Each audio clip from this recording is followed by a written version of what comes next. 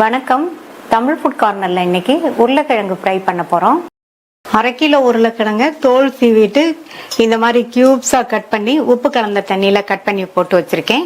இந்த மாதிரி உப்பு கலந்த தண்ணியில கட் பண்ணி போட்டு வச்சோம்னா உருளைக்கிழங்கு கருத்து போகாம இருக்கும்.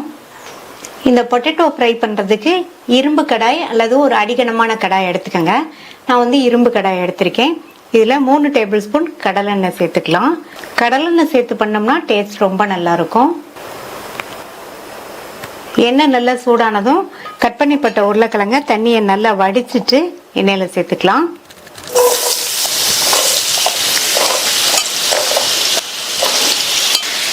இந்த கிழங்க மீடியம் ஃப்ளேம்லையும் ஹை ஃப்ளேம்லையும் மாற்றி மாற்றி வச்சு ஒரு 6ல இருந்து 7 நிமிஷத்துக்கு வதக்கிக்கோங்க. நான் இப்போ ஹை ஃப்ளேமில் வச்சு வதக்கிட்டு இருக்கேன். மூடி போட்டுடலாம். அப்பப்போ ஓப்பன் பண்ணி பார்த்து வதக்கி விட்டுக்கணும். இப்போ 6 நிமிஷம் ஆச்சு. கிழங்கு எண்ணெயிலேயே ஃப்ரை ஆகி 3/4 பங்கு அளவுக்கு வெந்திருக்கு. அதனுடைய கலரும் மாறி இருக்கு. இந்த ஸ்டேஜில் இந்த கிழங்கை மட்டும் நம்ம தனியாக எடுத்து வச்சுக்கலாம். அடுத்து அதே கடாயிலே ஒரு 1/2 டேபிள் ஸ்பூன் எண்ணெய் சேர்த்துக்கலாம். எண்ணெய் சூடாயிடுச்சு. அதில் 1/2 டீஸ்பூன் கடுகு பொரிஞ்சதும் அதில் 1/2 டீஸ்பூன் உளுந்து சேர்த்துக்கோங்க. கூடவே 1/4 டீஸ்பூன் சீரகமும் சேர்த்துக்கலாம். கறிவேப்பிலை, 5 பூண்டை இடித்து சேர்த்துக்கலாம். பூண்டுக்கு பதில் நீங்கள் பெருங்காயம் சேர்த்துக்கிறதுனாலும் சேர்த்துக்கலாம். இதை லைட்டாக வதக்கி விட்டுட்டு எடுத்து வச்ச உருளைக்கிழங்கை சேர்த்துட்டு இது கூட 1 டீஸ்பூன் தனி மிளகாத்தூள், 1 டீஸ்பூன் காஷ்மீர் சில்லி பவுடர் சேர்க்குறேன். இந்த மாதிரி காஷ்மீர் சில்லி பவுடர் சேர்த்தோம்னா நல்ல கலர் கொடுக்கும். நீங்கள் மிளகாத்தூள் உங்களுடைய காரத்துக்கு தகுந்தபடி சேர்த்துக்கோங்க. அடுத்து 1/4 டீஸ்பூன் மஞ்சள் தூள், ஒரு 1/2 டீஸ்பூன் கொத்தமல்லி தூள் சேர்த்துக்கலாம். அடுத்து இந்த டிஷ்ஷுக்கு தேவையான அளவு உப்பு சேர்த்துட்டு ஸ்டவ்வை லோ ஃப்ளேம்லேயே வச்சு இந்த மாதிரி நல்லா மிக்ஸ் பண்ணி விட்டுருங்க. ஸ்டவ் லோ ஃப்ளேம்லேயே இருக்கட்டும்.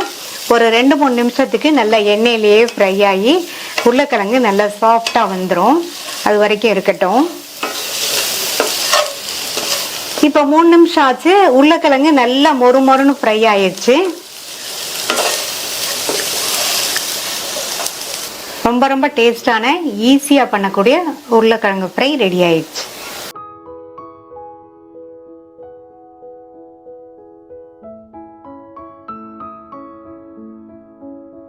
தக்காளி பாசிப்பருப்பு கூட்டு பண்ண போறோம்.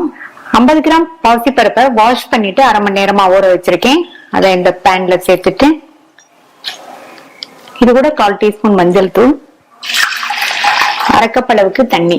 இந்த பருப்பு பாதி அளவுக்கு வெந்து வரட்டும். பருப்பை ஊற வச்சிட்டோம்னா வேகமா வெந்துடும். இந்த மிக்ஸி ஜார்ல 2 டேபிள் ஸ்பூன் தேங்காய் துண்டுகள், 1/2 டீஸ்பூன் சீரகம், 2 காஞ்ச மிளகாய், இதுல கொஞ்சமா தண்ணி சேர்த்து லைட் கோர்ஸா இருக்கிற மாதிரி அரைச்சுக்கலாம். இப்ப பாசிப்பருப்பு பாதி அளவுக்கு வெந்திருக்கு. நான் பருப்பை ஊற வச்சதுனால 1/2 கப் தண்ணி சேர்த்தேன். நீங்க பருப்பை ஊற வைக்கலைன்னா கூட கொஞ்சம் தண்ணி சேர்த்து வேக வச்சுக்கோங்க. இதுல கட் பண்ண 150 கிராம் தக்காளியை சேர்க்கிறேன். நல்லா கலந்து விட்டுருங்க. கொஞ்சமா மட்டும் தண்ணி சேர்க்கிறேன். நம்ம சேர்த்திருக்கிற இந்த தக்காளி பருப்போடு சேர்ந்து வெந்து வரட்டும். தக்காளி பாசிப்பருப்பு ரெண்டுமே நல்லா சாஃப்டா வெந்துருச்சு. இது கூட நம்ம அரைச்ச அந்த தேங்காய் கலவையை சேர்த்துட்டு மிக்ஸி ஜாரை கழுவி கொஞ்சமா தண்ணி சேர்க்கிறேன். இந்த கூட்டுக்கு தேவையான அளவு உப்பு சேர்த்துக்கலாம்.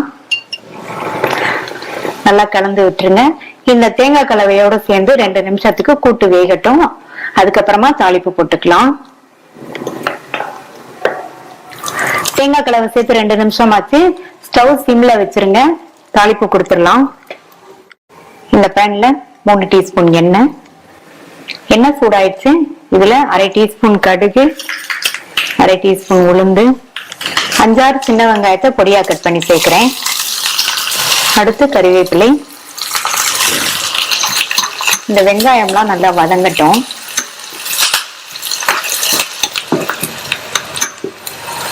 இப்ப வெங்காயம் வதங்கிடுச்சு. இது கூட 2 பிஞ்ச் பெருங்காய பவுடர் சேர்க்கிறேன்.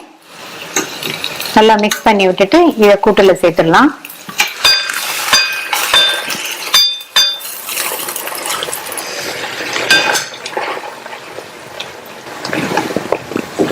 தாளிப்பு சேர்த்து நல்லா கலந்து விட்டாச்சு. இதுல பொடியா கட் பண்ண கொத்தமல்லி இலைகள் கொஞ்சம் சேர்த்துட்டு நல்லா மிக்ஸ் பண்ணி விட்டுட்டு ஸ்டவ் ஆஃப் பண்ணிடலாம். சுவையான தக்காளி பாசிப்பருப்பு கூட்டு ரெடி ஆயிடுச்சு.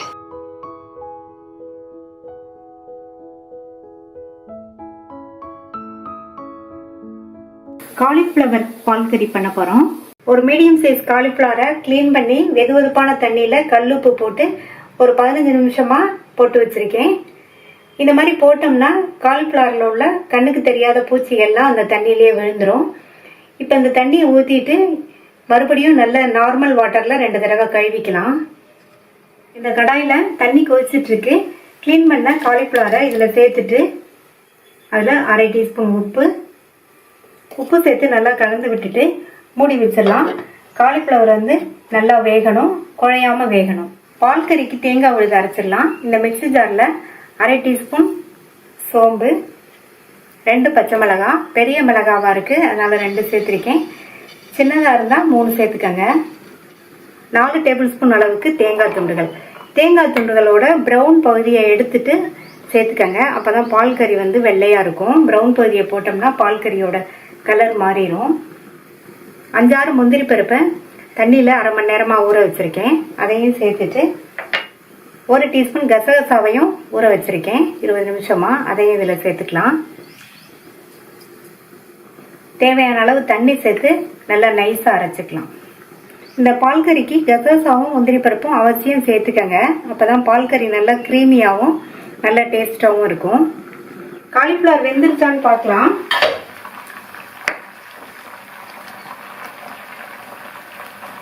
கரெக்டா வெந்திருக்கு. குழைய விட்டுறக்கூடாது. இந்த மாதிரி கிரன்ச்சியா இருந்தாதான் சாப்பிடும் போது பால் கறி நல்லா இருக்கும். இப்ப இதில் உள்ள தண்ணியை வடிகட்டிட்டு காலிஃப்ளவரை மட்டும் தனியா எடுத்து வச்சிடலாம். கடாயில 1 டேபிள் ஸ்பூன் எண்ணெய் விட்டு சூடாயிடுச்சு. அதுல 2 சின்ன துண்டு பட்டை, 2 கிராம்பு, ரெண்டுமே நல்லா பொரிஞ்சிருச்சு. 1 டேபிள் ஸ்பூன் அளவுக்கு வெங்காயம்.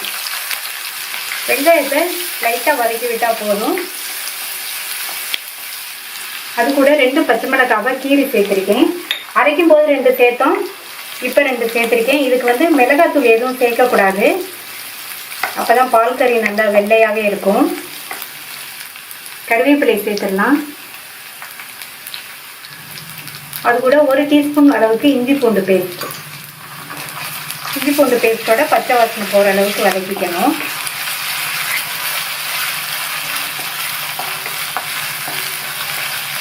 இந்த பால் கறிக்கு பச்சை மிளகாய் காரம் தான். உங்களுக்கு காரம் வேணும்னா இன்னும் கொஞ்சம் எக்ஸ்ட்ரா கூட சேர்த்துக்கங்க. தக்காளி பழம், ஒரு குட்டி தக்காளியை கட் பண்ணி வச்சிருக்கேன். அதே மாதிரி தக்காளியும் இந்த அளவு போதும், இதுக்கு மேல சேர்க்க வேண்டாம்.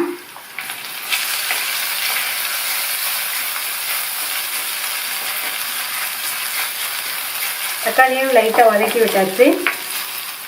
அடுத்து வேக வச்ச காலிஃப்ளவரை சேர்த்துட்டு நல்லா ஒரு பரட்டி விட்டுலாம்.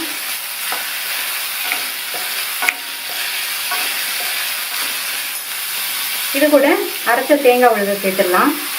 தேங்காய் விழுது சேர்த்ததுக்கு அப்புறமா மிக்ஸி ஜாரை கழுவி தண்ணி 1/2 கப் தண்ணி சேர்த்துருக்கேன். அது கூட ஒரு பிஞ்ச் கரம் மசால் தூள். கரம் மசால் தூளும் கொஞ்சமா சேர்த்தா போதும். காலிஃப்ளவர் வேக வைக்கும் போது உப்பு சேர்த்தோம். இப்போ இந்த தேங்காய் விழுது சேர்த்ததுக்கு அப்புறமா ஒரு 1/2 டீஸ்பூன் உப்பு சேர்த்திருக்கேன். நல்லா கலந்து விட்டுறலாம்.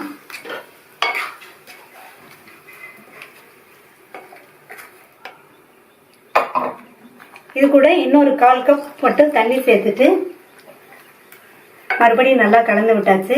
இந்த அளவு தளதளன்னு இருந்தாதான் வெந்து வரும்போது பால் கறியோட கன்சிஸ்டன்சி கரெக்டா இருக்கும். இது ஒரு 4 நிமிஷம் எல்லாம் ஒன்று சேர்ந்து வேகட்டும்.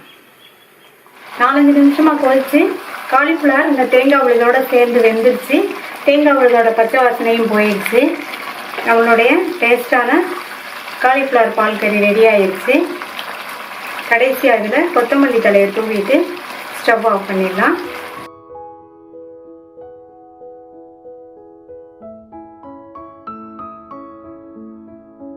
அவரைக்காய் பொரியல் எப்படி பண்ணுறதுன்னு பார்க்கலாம். 1/4 கிலோ அவரைக்காவை இந்த மாதிரி கட் பண்ணி வச்சுருக்கேன். இப்போ பொரியல் பண்ணிடலாம். 1 டேபிள் ஸ்பூன் எண்ணெய் விட்டு சூடாகிடுச்சு. அதில் கடுகு உளுந்து பொரிஞ்சிருச்சு. ஒரு 7-8 சின்ன வெங்காயம் கட் பண்ணது அதை சேர்த்துட்டு கருவேப்பிலை கொஞ்சம் சேர்த்துக்கலாம்.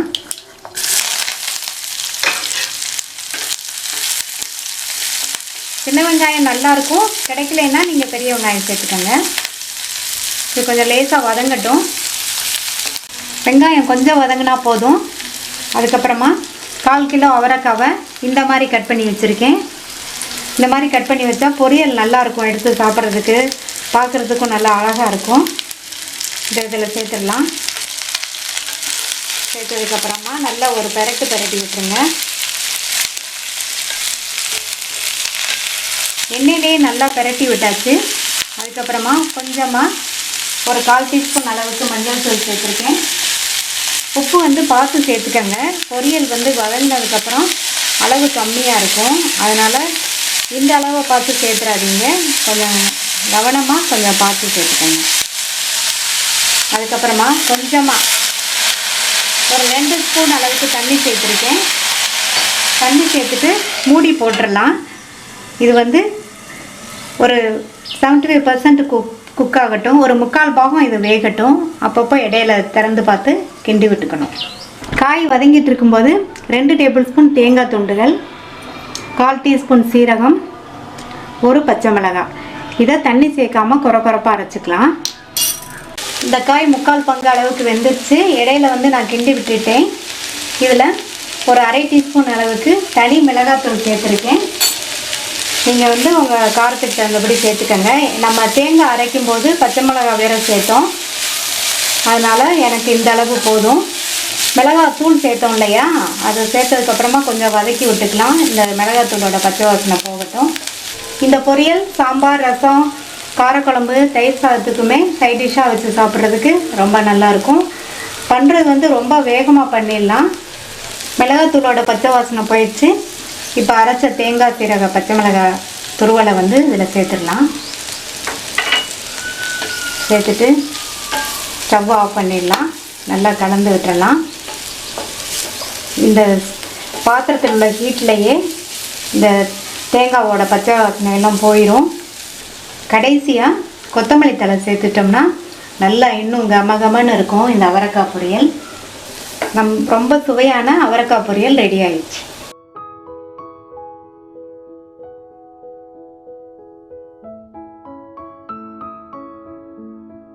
பருப்பு வடை பண்ண போகிறோம். இந்த பாத்திரத்தில் 1 கப் கடலைப்பருப்பு சேர்க்குறேன். இதை 2-3 தடவை வாஷ் பண்ணிவிட்டு 3 மணி நேரம் ஊற வச்சுக்கலாம். இப்போ 3 மணி நேரமாக பருப்பு நல்லா ஊறிடுச்சு. இந்த மாதிரி 3 மணி நேரம் ஊற வச்சாதான் நமக்கு வடை வந்து நல்லா கிறிஸ்பாக இருக்கும். இதில் உள்ள தண்ணியை வடிச்சிடலாம். பருப்பில் உள்ள தண்ணியெல்லாம் வடிகட்டியாச்சு. இந்த மிக்ஸி ஜாரில் 5 காஞ்ச மிளகாய் சேர்க்குறேன். நீங்கள் வந்து உங்களுடைய காரத்துக்கு தகுந்தபடி சேர்த்துக்கங்க. இது கூட 1/2 டீஸ்பூன் உப்பு சேர்த்துட்டு தண்ணி எதுவும் சேர்க்காம 5-6 சுற்றி அரைச்சிட்டு வந்துடலாம். பருப்போட மிளகாய் சேர்த்து அரைச்சோம்னா சரியாக அரைப்படாது. அதனால ஃபஸ்ட்டு மிளகாவை 5-6 சுற்றிட்டு அதுக்கப்புறமா பருப்பை சேர்த்துக்கலாம். இப்போ வடிகட்டி வச்ச பருப்பில் பாதி பருப்பை இதில் சேர்க்குறேன்.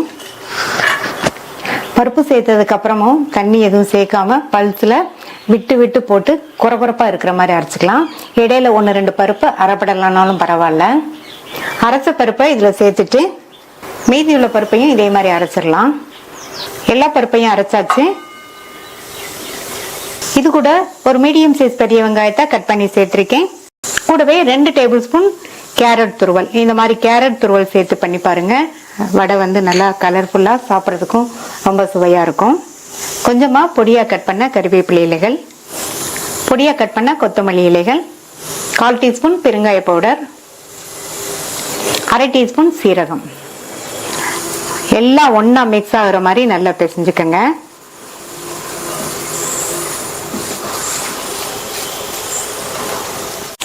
உப்பு செக் பண்ணிட்டு உப்பு சேர்த்துக்கங்க. மறுபடியும் நல்லா ஒரு தடவை பிசைஞ்சிடலாம். வடை போடுறதுக்கு மாவு ரெடி ஆயிடுச்சு. நம்ம ரெடி பண்ணி வச்ச வடை மாவுல இருந்து கொஞ்சமாக எடுத்து இந்த மாதிரி லெமன் சைஸ் அளவுக்கு எடுத்திருக்கேன். உங்களுக்கு எந்த சைஸ் வேணுமோ அந்த சைஸ்க்கு நீங்க உருட்டி எடுத்து வச்சுக்கோங்க. இந்த மாதிரி எடுத்து வச்சிட்டோம்னா நமக்கு எண்ணெயில போடுறதுக்கு தட்டி போடுறதுக்கு ஈஸியா இருக்கும். எல்லாத்தையும் இதே மாதிரி உருட்டி வச்சிடலாம்.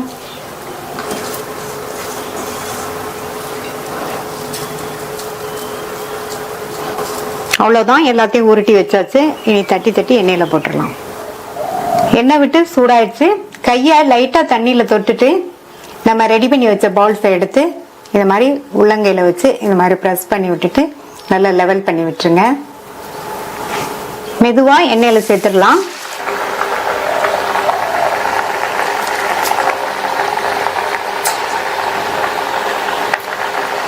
எண்ணெயோட அளவுக்கு தகுந்தபடி வடையோட சைஸ்க்கு தகுந்தபடி 4-5 போட்டுக்கோங்க. நான் வந்து 4 வடை போட்டிருக்கேன். அதே மாதிரி ஸ்டவ்வை வந்து மீடியம் ஃப்ளேமில் வச்சுருங்க. உடனே பிரட்டி விட வேண்டாம், கொஞ்சம் நேரம் கழித்து பிரட்டி விட்டுக்கலாம். ஹை ஃப்ளேமில் வச்சிங்கன்னா உடனே கலர் மாதிரி வடை வந்து மேலே வெந்த மாதிரி இருக்கும், உள்ள மாவாக இருக்கும். சிம்மில் வச்சிங்கன்னா வடையில் வந்து எண்ணெய் சுற்றிக்கும். அதனால மீடியம் ஃப்ளேமில் வச்சு தான் போட்டு எடுக்கணும். இப்போ 1 நிமிஷம் கிட்ட வச்சு ஒவ்வொரு வடையாக திருப்பி போட்டுக்கலாம். இந்த மாதிரி 4-5 தடவை திருப்பி திருப்பி போட்டு நல்லா பொன்னிறமா வந்ததுக்கு அப்புறமா எடுத்துடலாம்.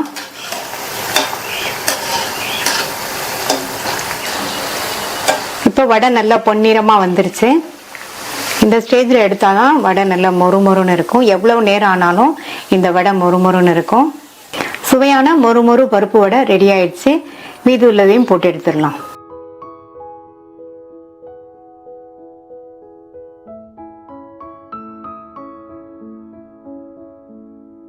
கடலைப்பருப்பு பாயாசம்.